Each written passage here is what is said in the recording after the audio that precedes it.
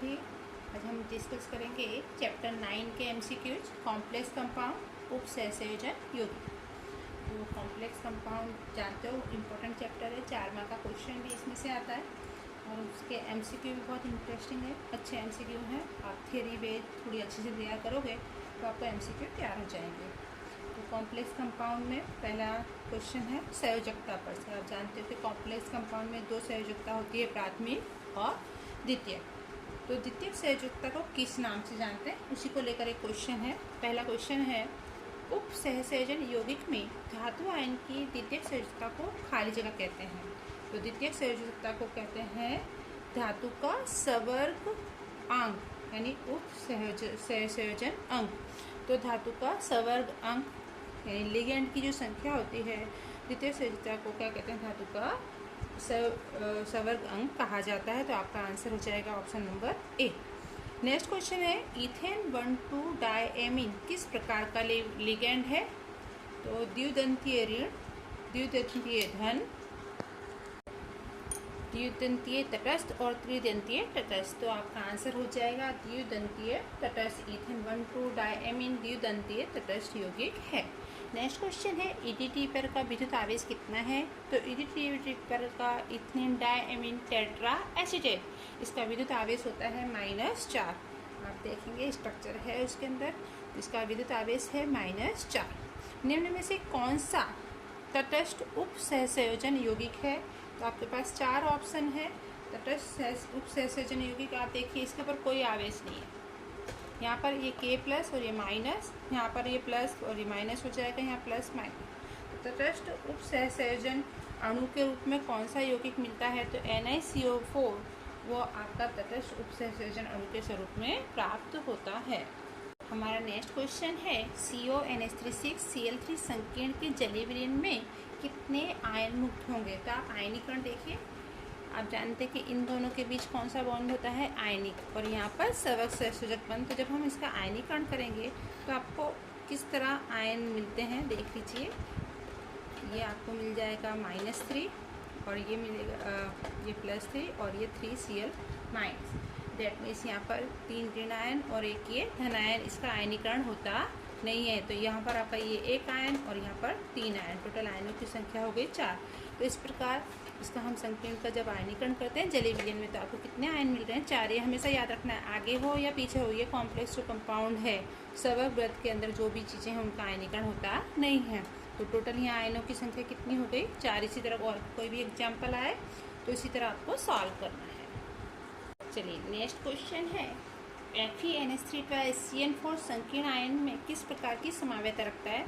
तो आप देखिए ये Ma2B4 प्रकार का संकीर्ण यौगिक है। आपको अलग अलग Ma2B2, Ma2B4, A3B3 इस प्रकार 3 अलग अलग समावेय के लिए अलग अलग यौगिक दिए हुए हैं।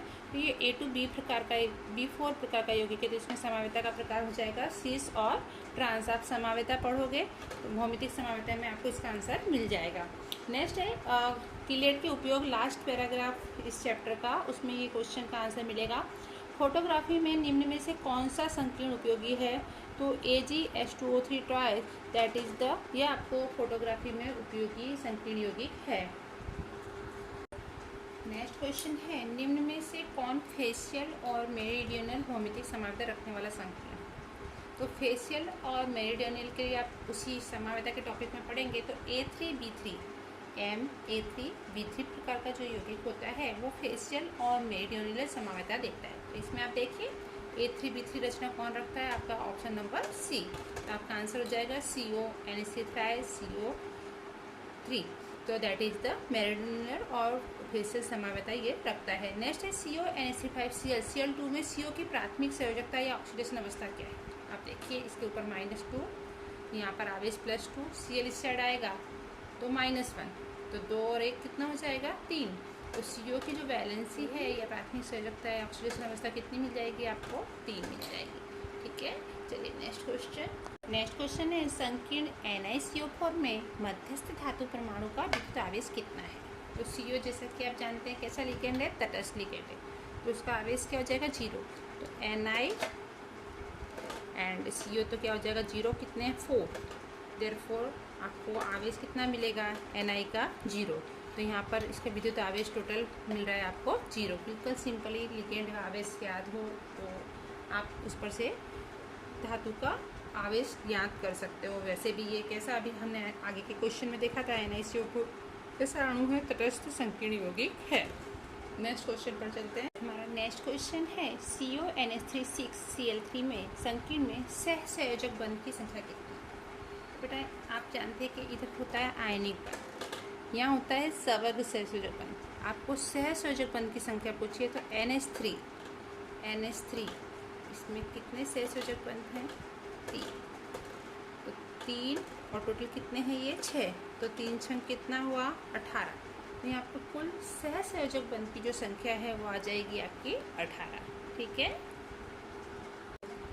हमारा नेक्स्ट क्वेश्चन है स्फटिक क्षेत्रवाद के अनुसार लिगेंड की सक्रियता का क्रम। ये आपको वैसे भी याद रखना है, इसी से रिलेटेड अभी मैं एक और क्वेश्चन दूंगी आगे। तो यहाँ पर देखिए अलग अलग क्रम दिए गए हैं, तो आपका आंसर इसमें होगा, बुक में डायरेक्ट थ्योरी बेस्ड क्वेश्चन है बेटा, आंसर हो जाएगा Cl is less than F minus is less than OH minus is less than H2O is less than Cn। That means since अपने Cn की प्रबलता सबसे अधिक है, उसकी सक्रियता सबसे अधिक है, तो ऑब्वियसली जिसमें Cn जुड़ा होगा वो संकीर्ण यौगिक सबसे अधिक स्थायी होगा। ऐसा क्वेश्चन भी आता है, आगे हम उसकी भी चर्चा करेंगे।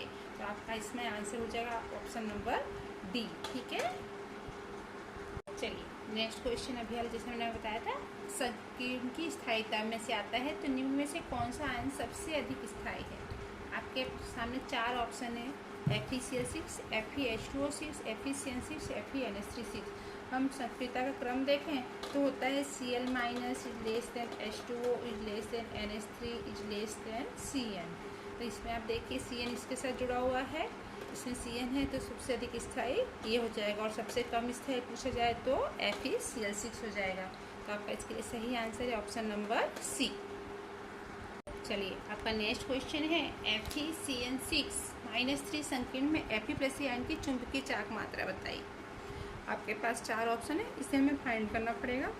Fe इसका एटॉमिक नंबर होता है 26, यहाँ CN6 से -1, तो यहाँ पे 6 में से 3 गए 3, देयरफॉर इसकी वैलेंसी आ जाएगी Fe+3, तो हो जाएगा आपको आर्गॉन 3d5, यहाँ से 2 और 1 इलेक्ट्रॉन चला गया।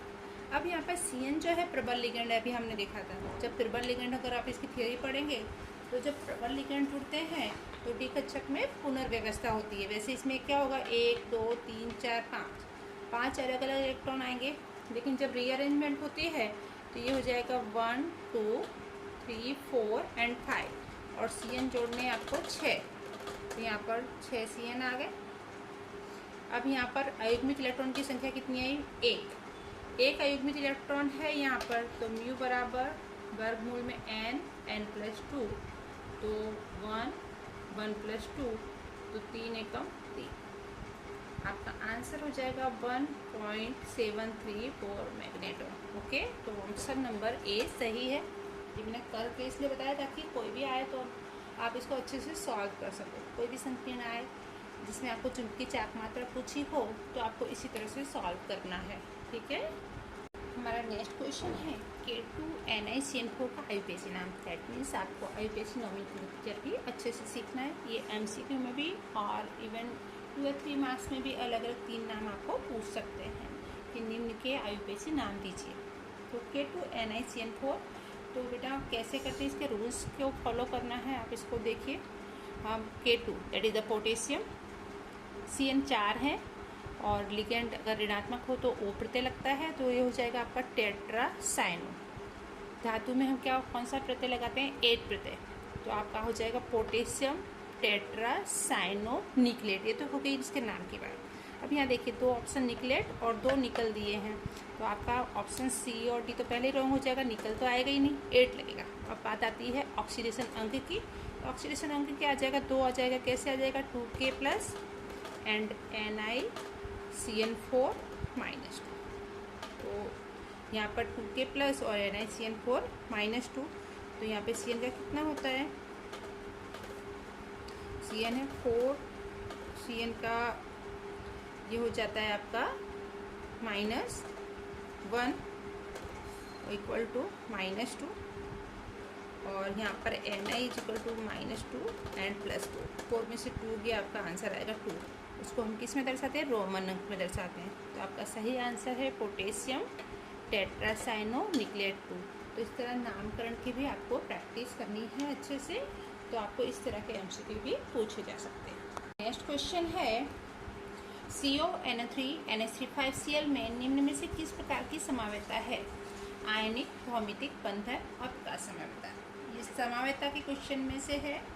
समावेता का टॉपिक पढ़ेंगे आपको पता चल जाएगा कि ये जो है संकेत किस प्रकार की समावेता रखता है? आयनिक समावेता रखता है। नेक्स्ट है निम्न में से कौन सा संकीर्ण अनुचुंबकीय है? तो अनुचुंबकीय प्रतिचुंबकीय हम कैसे देखते हैं?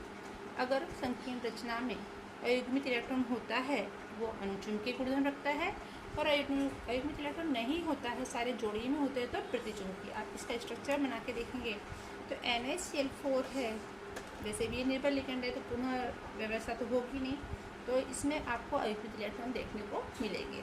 ये किस प्रकार का गुणधर्म रखेगा? अनुचुंबकीय। तो कौन सा संकीर्ण अनुचुंबकीय है? NaCl4-2। चलिए बच्चों, नेक्स्ट क्वेश्चन है निम्न में से किस आयन का सैद्धांतिक चुंबकीय चालक मात्रा का मूल्य सबसे कम होगा? जैसे सबसे कम है वैसे ही सबसे ज़्यादा भी पूछा जा सकता है। आपके सामने ऑप्शन है क्रोमियम +3, कोबाल्ट +3, टिटेनियम +3 एंड वेनेनियम +3। यहाँ देखिए मैंने एटमिक रचना दी हुई है। क्रोमियम का 24 होता है तो आर्गॉन 3d5 4s2। Cr+3 आ जाएगा तो argon 3d4, that means d कक्षक में कितने युग्मित इलेक्ट्रॉन हो गए? 4। कोबाल्ट की बात करेंगे तो आर्गॉन 3d7 4s2। CO+3 करेंगे तो दैट आर्गॉन 3d6। इसका भी हम व्यवस्था करेंगे डी कक्षक में, तो आपको कितने युग्मित इलेक्ट्रॉन मिलेंगे? 4। ठीक है, एक का युग्मीकरण हो जाएगा, 4 अकेले मिलेंगे, तो ये दोनों तो सेम हो गए। यहाँ पर हम टिटेनियम की बात करते हैं तो 22 होता है इसका atomic number, argon 3d2 4s2। Ti+3 के लिए रचना हो जाएगी आर्गॉन 3d1। देयरफॉर यहाँ पर अयुग्मित इलेक्ट्रॉन की संख्या है 1। वेनेनियम की बात करते हैं तो आर्गॉन 3d3 4s2, तो V+3, तो you will get argon 3d2। तो आप देखिए सबसे कम अयुग्मित इलेक्ट्रॉन किस में आ रहे हैं? वेनेनियम में। देयरफॉर सबसे कम सैद्धांतिक चुंबकीय चालक मात्रा का मूल्य दैट मीन्स 1.73 आपको किस में मिलेगा? टिटेनियम में। तो आपका सही आंसर हो जाएगा Ti+3। आई थिंक ये MCQ आपको हेल्पफुल रहेंगे। मैंने कोशिश की है कि 7 तरह के MCQ आपको बताऊं।